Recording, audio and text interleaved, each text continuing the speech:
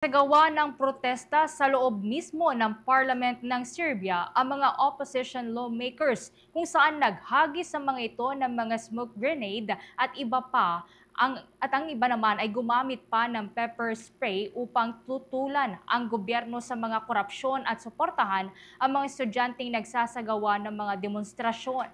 Nagugat ang naturang pag-aaklas matapos na ipasa ng Serbian Progressive Party ang kanilang agenda na mariing tinututulan naman ng ibang mga mambabatas kung saan sinugod ng mga ito ang parliamentary speaker at nag-amok pa ng gulo sa mga gwardya.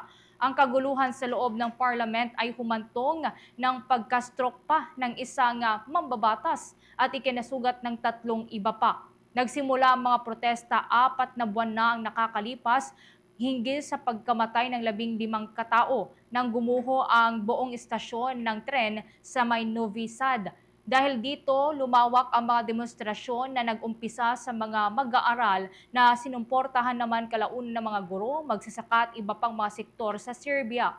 Sa labas naman ng parlamento, daan-daang mga nagpoprotesta din ang nakatayo ng tahimik bilang paggalang sa mga nasawi. Plano din ng mga ito na maglunsad ng malakihang protesta sa may Belgrade sa Marso 15. Samantala, kinundina naman ni Serbian President Alexander Vučić ang mga aksyon ng oposisyon at tinawag itong hooliganism at iginiit niyang pananagutin nila ang mga responsable sa panggugulo.